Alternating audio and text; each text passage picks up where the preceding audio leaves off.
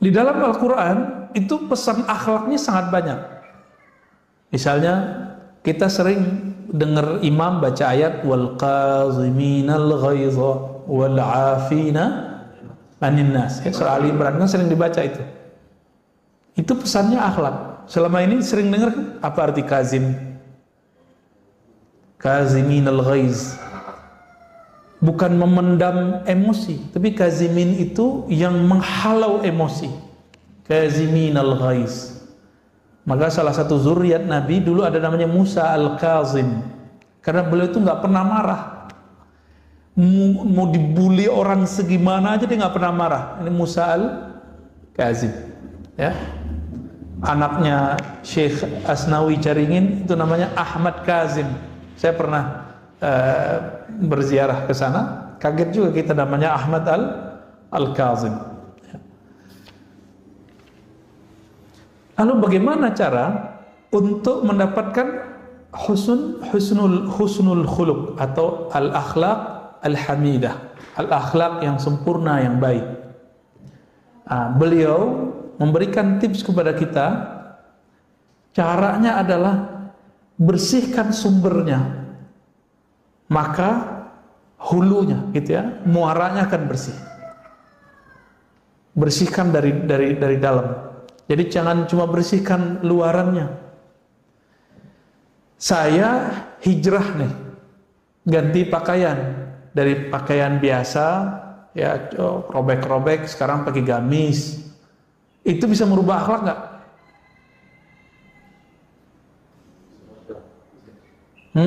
Gimana Pak? Belum tentu. Bisa jadi preman bergamis. Ya, tadi Pak.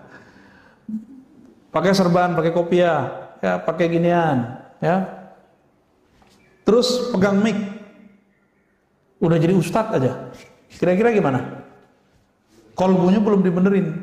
Kalau dia ceramah kira-kira gimana? Nah itu, Bapak sudah tahu jawabannya. Dia kalau nanti ceramah cuma ganti casing, dulu menghujat orang tepi jalan, sekarang menghujat orang yang beda faham dengan dia. Itu aja bedanya. Dulu kalau kita masih remaja itu kan pengen cari lawan, pengen bergesekan sama orang. Betul, ini sama, walaupun bergamis, berserban, berkopiah, akan cari gesek terus. Maka jangan sibuk pada ganti penampilan, sibuklah dalam mengganti sumber penampilan itu di mana. Nah ini yang harus kita benerin Pak. Nah, kitab ini membimbing ke arah sana. Insya Allah besok kita mulai masuk ke bab kolbu. Ya. Kolbu itu apa aja karakternya, model-modelnya. Ya. Atau malah pagi ini aja kali ya langsung. Kita pendek aja nih. Ya. Jadi cara pertamanya kita harus diagnosa dulu. Ini kolbu kita, kolbu yang mana nih? Kolbu itu kan dibagi 3 aja. Sehat, sakit, mati. Kolbu yang sehat, kolbu yang sakit, kolbu yang mati. Saya yakin yang hadir ini pasti hidup semua kolbunya, nggak ada yang mati. Berarti antara 2 aja, 1 sehat, 2 sakit. Termasuk saya Pak. Termasuk saya, bisa jadi saya kolbunya sakit. Bisa jadi Bapak lebih sehat kolbunya daripada saya. Nah ini bisa terjadi, kenapa? Karena megang mic begini, pakai kopiah begini, pakai gamis begini, tidak ada jaminannya. Kami begini, kolbunya lebih sehat.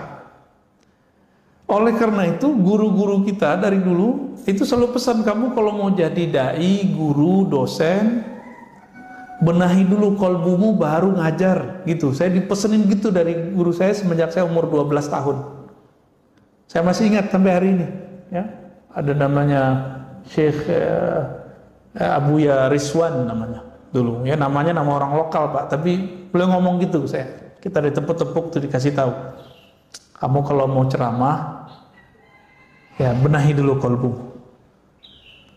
Kalau sudah membenahi kolbu, nanti baru bisa membenahi kolbu orang gitu.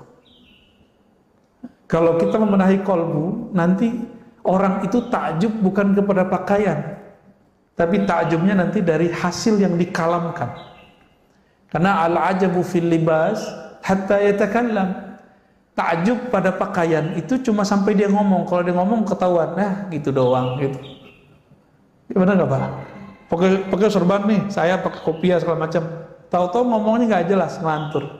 Dan sekarang kita lihat fenomena umat Islam suka dai-dai yang punya euforia. Mohon maaf ya, suka dai yang mu'alaf. Sekedar dia bercerita tentang masa lalu beragamanya, lalu semangat dia masuk Islam, silakan. Tapi sekarang dimintain fatwa. Maka saya agak nyinyir bagian ini. Serem Pak. Dia masuk Islam seharusnya ngaji dulu, nyantri dulu, benahi dulu kolbunya. Kan habis makan yang haram juga, pasti dia makan babi kan sebelumnya. Ya, itu harus dibersihkan. Ada cara bersihinnya, ada zikirnya. Dimandikan dulu. Ada kan itu hukumnya. Kalau versi ahli fikih sunat, tapi bagi saya mandi masuk Islam itu wajib. Itu mandi, ya pindah agama kan. Akhirnya apa yang terjadi? Karena gagal faham belajar fikih, gagal faham belajar akidah, ada yang si dai ini sekarang bangga nabrak anjing, ya kan? Dan begitu. Yang tidak bisa membedakan politik itu bagian dari iman atau bukan. Kan politik bukan bagian dari iman, Pak. Ada politik bagian dari iman. Ya, masjid ini mungkin pernah jadi korban. Politik bagian dari iman. Akhirnya beda pilihan politik menjadi beda iman. Emang ada ayatnya. Nah, itu akibat si dai, si muallim belajarnya bukan dengan kolbu. Kolbunya belum dibenahi. Akhirnya kata orang, berita, pecahlah kita selama 2018-2019. Mau diulang lagi 2023-2024. Ini tinggal berapa tahun nih? Ini 2021 Pak. Tinggal nunggu 2023-2024. Nah, kita nggak mau itu terjadi. Kalau itu terjadi lagi nggak tahu deh. Ya. Gimana jadinya masjid-masjid kita ntar? Ya. Kawan saya sampai nggak mau sholat Jumat di kantor-kantor dulu. Kenapa? Setiap kali Jumatan dia mendengarkan hate speech, ya, ujaran-ujaran kebencian. Padahal dia sama pilihannya sama si ustadznya. Kok bisa gitu? Nah, kolbu yang sehat itu ciri-cirinya sederhana. Kolbu yang sehat itu yang bisa menikmati hidangan-hidangan kolbu. Hidangan kolbu bernama sholat. Sholatnya nikmat, atau imam itu kalau ngimamin berasa kayak capek kita Pak. Ya panjang nih bacaannya. Nah, berarti dominan tubuh ini nafs kita daripada kolbu. Jadi kolbu yang sehat itu yang kolbunya mendominasi jiwanya. Kolbunya mengatur jiwanya. Bukan jiwanya ngatur kolbunya. Kolbu yang sakit sebaliknya. Jiwanya ini, nafsnya ini mengatur kolbunya. Kalau seorang ustadz mu'alim atau public figure sama. Senengnya punya pengikut bukan? Follower kalau artis. Maka dia kalau ilmunya baru sampai di follower, jika nanti followernya terancam kabur, dia akan berusaha bagaimana cara memperbaiki itu walaupun mengorbankan kolbunya. Maka kita lihat ini sudah banyak ya. Banyak sekali para da'i menjadi mad'u. Dia da'i artinya ngajak, tapi malah diajak. Dia seharusnya influencer, memberi pengaruh, tapi malah dia dipengaruhi. Seharusnya dia menjadi orang yang diikuti, sekarang dia mengikuti selera followernya. Pilih mana? Kira-kira gimana Pak? Itu menyaksikan nggak? Banyak yang begitu? Banyak Pak. Dulu teman kita lurus, ngajar-ngajar aja. Sekarang karena jamaah sekitarnya itu ingin menggiring dia ke arah politik praktis, dia sekarang ngomong politik praktis. Padahal si ustadz ini tadinya itu dicintai banyak umat. Karena dia mulai masuk ke politik praktis. Kita mesti berpolitik, Pak. Harus ada orang yang masuk ke politik praktis, itu fardu kifayah. Tapi si ustadz yang di bagian ini seharusnya tidak. Dia cukup mendorong semangat kebangkitan Islam. Untuk urusan politik praktis dia nggak usah macam-macam lah. Akhirnya apa? Orang yang tadinya suka ngaji sama dia sekarang udah nggak ngaji sama dia. Jadi jangan-jangan kalau kita masuk ke bukan wilayah kita untuk nyenengin satu kelompok, kita gagal untuk bisa menyinari kelompok yang lain. Nah, ini terjadi, ya. Dan yang ketiga, qalbu yang mati. Kalau yang sakit tadi itu ayatnya fi qulubihim maradun fazadahumullahu maradun. Di qalbu mereka ada penyakit. Kalau sekali kita biarkan penyakit itu, maka penyakit akan bertambah. Kalau orang yang mati qalbunya, sawaun alaihim, sama saja. Kamu ajak, nggak kamu ajak, nggak ada efeknya. Ramadan datang, Ramadan nggak datang, dia begitu-gitu aja. Saya berhusnuzon, kita antara sakit dan sehat itu kayaknya sekarang ya. Bener ya? Ceknya tadi sholatnya khusyuk nggak? Enggak ya? Enggak apa-apa Pak. Tapi pengen khusyuk kan? Berarti normal, sehat. Ada keinginan mau sehat. Kalau kita badan sakit, datang ke dokter enggak? Nah, Bapak mau ngaji begini kan berarti pengen bener kolbunya. Waras berarti kolbunya. Ya. Kalau ada orang sakit nggak mau berobat, waras nggak? Mungkin dia habis kena brainwash. Saya pakai herbal aja Ustaz. Ya betul, tapi kalau penyakitnya parah bisa nggak pakai herbal biasa? Indonesia sekarang belum populer, dokter herbal itu belum populer. Baru muncul nih kan di YouTube nih beberapa dokter, tapi juga dia kepekarannya bukan di herbal. Herbal ini kan masalah lagi. Nah, akhirnya kena kucuci otak dia nggak mau berobat. Apa yang terjadi? Sakitnya tambah parah, begitu. Inilah sekarang yang terjadi. Ketika ilmu tentang obat hati ini dianggap sesat, maka yang terjadi adalah orang tambah jauh dari ilmu ini. Mungkin karena penamaan ilmunya tidak cocok, disebut ilmu ini misalnya ilmu tasawuf. Akhirnya orang ganti nama, tazkiyatun nafs. Kalau saya nyebutnya riyadatun nafs. Ya, nyebutnya riyadah, latihan nafs. Kalau mau disebut karena kitabnya menyebutkan itu, ya. Nah, insya Allah nanti kita akan cek penyakit apa aja yang ada di kolbu. Cara diagnosanya 1, 2, 3. Kalau ada berarti positif, kena virus penyakit kolbu. Nanti dari cara kita mengetahui itu sebab-sebabnya apa, akan ketahuan cara ngobatin kolbunya. Nanti ada bertahap insya Allah ya. Insya Allah ke pertemuan besok kita akan mulai masuk ke penyakit pertama dalam kolbu, yaitu al-kibr ya. Penyakit sombong dan turunannya nanti insya Allah. Ini penyakit paling tua, penyakit yang dulu pernah diidap oleh iblis dan sampai sekarang nggak sembuh-sembuh ya. Semoga Allah jaga kolbu kita dari selainnya, amin ya rabbal alamin. Ada diskusi Pak, apa udah? Cukup ya?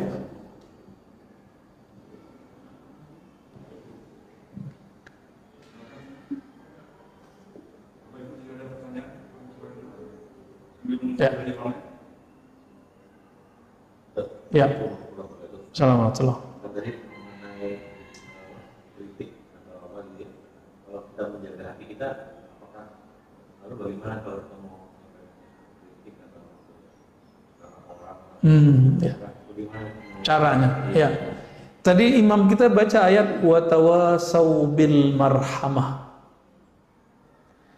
Kita selama ini fokus di surat Al-Asr, wa tawasau bil haq, berwasiat dengan kebenaran. Jadi kita ngerasa benar nih. Nah, ini dosanya para pemberi kritik merasa benar. Itu kesalahannya. Karena dia merasa benar, muncullah kesombongan, dirinya lebih benar dari yang dia kritik. Nah, berarti dia belum benar-benar berwasiat. Maka di surat tadi Al-Balad tadi ya, wa tawasau bil marhamah, dan hendaklah mereka saling berwasiat ya. dengan cara marhamah. Apa arti marhamah? Penuh kasih sayang. Jadi kalau negur orang tuh jangan, ini bid'ah nih, gak begitu caranya. Imam Syafi'i itu negur lama, beliau Imam Salafus Saleh, apa kata beliau? Engkau kalau menegurku depan orang, jangan salahkan jika hatiku, nafsku, jiwaku susah nerimanya. Jadi kalau menegur gimana? Ajak ke ruang berdua. Terus apa? Lafaznya, kata-katanya menunjukkan kita cinta kepada dia. Maka Imam Sya'rani mengatakan, kamu jangan mengkritik orang, nasihati orang, berdakwah sampai hatimu berniat ingin rahmat turun kepadamu dan turun kepada. Jadi bukan kita tuh kayak mau nyalah-nyalahin orang, menyudutkan orang tuh nggak ada. Maka kritik yang sahih, kritik yang disampaikan dengan cara kasih sayang, tidak menyudutkan orang, itulah yang disebut al-haq, itulah yang disebut as-sabr. Sabr ini wajib atau sunat? Wajib. Jadi kalau orang nggak dengerin kita sekali, kita marah nggak? Jadi kalau ada orang yang mengkritik, lalu dia marah-marah dalam mengkritik, marah-marah menasihati, orang yang mengkritik ini yang butuh dinasihati sebenarnya. Benar gitu? Ya, dia mengkritik orang tapi nggak sabaran. Yang butuh dikritik siapa sih? Ya. Yang butuh diperbaiki siapa? Yang marah-marah ini atau yang dimarahi? Nah, jadi ayatnya tiga cara berarti. Jadi cara mengkritisi orang itu pertama yang disampaikan mengarah kepada kebenaran, bukan merasa paling benar. Yang kedua bisabri, kita harus sabar, dan kesabaran itu nggak mungkin kalau tidak bil marhamah, dengan kasih sayang. Dan Allah Subhanahu Wa Taala membuka semua ayat Al-Quran, semua surat Al-Quran kecuali satu surat Al-Bara'ah At-Taubah, semuanya dengan marhamah. Bismillahirrahmanirrahim. Jadi Allah itu ingin kita ini tidak membayangkannya seserem guru-guru sekarang membayangkan Allah tentang Allah ke anak-anak. Coba anak-anak itu membayangin Allah itu neraka, Allah itu pemarah. Kamu begini loh, neraka lo, entar siksa Allah lo gitu. Jarang orang itu yang berbicara Allah itu sayang deh, kalau kamu begini kamu disayang Allah, itu jarang. Jadi kita ini metode ngajarnya bukan metode marhamah, metodenya metode ghadab, marah aja bawaannya. Akhirnya sekarang beragama itu manhajul ghadabiyah, manhaj marah-marah. Lo beragama kok marah-marah? Nabi kalau marah-marah nggak mungkin 11 tahun kurang di Madinah berhasil mengislamkan Arab dan Islamnya sampai ke negeri ini. Kalau dulu wali-wali yang datang ke negeri ini marah-marah ngelihat ada tradisi Hindu, Buddha, nggak mungkin Pak bisa mengislamkan Bapak ini. Mungkin lahir kafir kali ini. Itu tiga itu. Ya, ini teknik dalam Al-Quran. Silakan dipakai cara mengkritisi, cara memberi masukan kepada orang, tidak merasa paling benar tapi mengarahkan kepada kebenaran. Yang kedua, sabar itu bukan nyinyir Pak. Sabar itu kita berulang-ulang menunjukkan. Dan yang ketiga tadi marhamah, saya lupa, kalau lafaznya tawasau itu wazannya tafa'ala. Di situ menunjukkan bahwa kita terlibat di dalamnya, bukan hanya dalam lisan. Tapi sebelum kita mewasiatkan orang, kita sudah masuk dulu ke apa yang kita wasiatkan. Nah, itu berarti 4 sebenarnya Pak.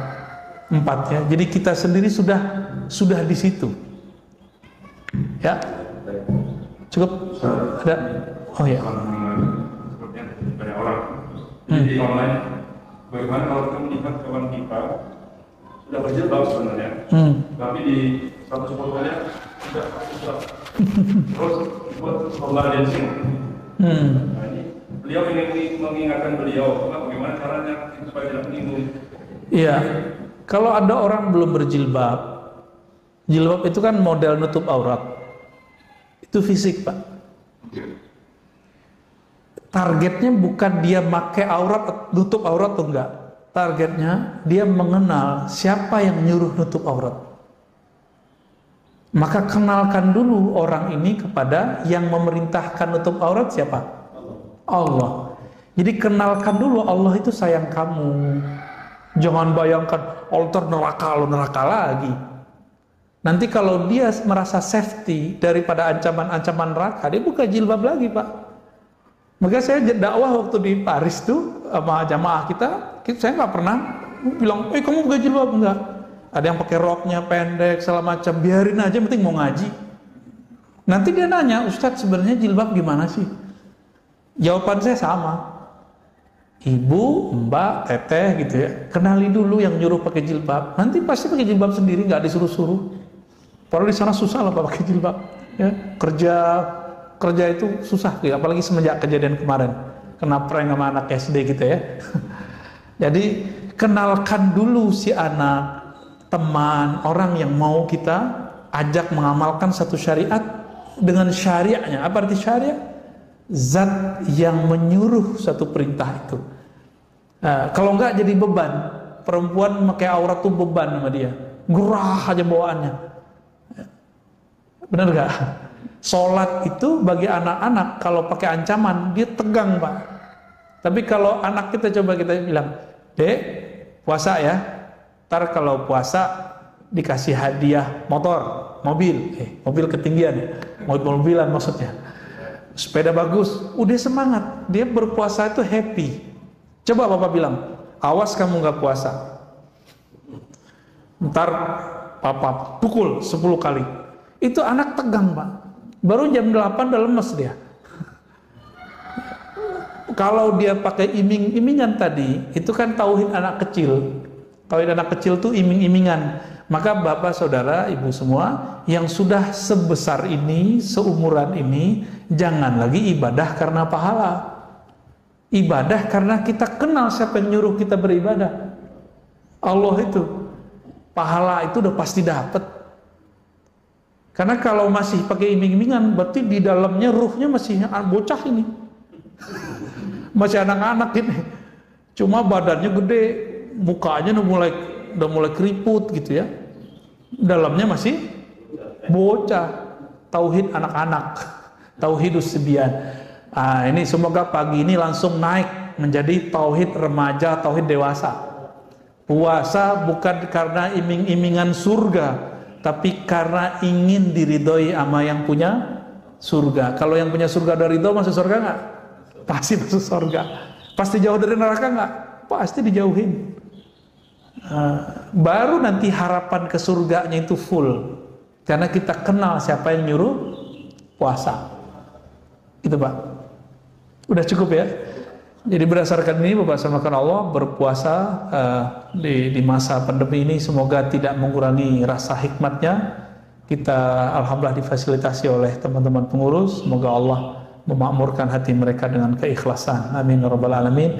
Dan untuk kita yang ngaji, Allah terima puasa kita, salat kita, zikir kita, dan Allah sempurnakan kekurangan kita. Amin ya rabbal alamin.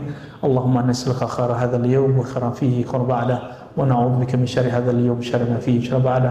Ya Allah, kami minta kebaikan, keberkahan, cahaya di hari ini dan cahaya setelahnya, kebaikan setelahnya, dan jaga kami ya Allah dari keburukan hari ini dan keburukan setelahnya. Rabbana atina fid dunya hasanah wa fil akhirati hasanah wa qina adzabannar. Wa sallallahu ala nabiyyina Muhammad walhamdulillahi rabbil alamin. Demikian dari saya, mohon maaf. Assalamualaikum warahmatullahi wabarakatuh.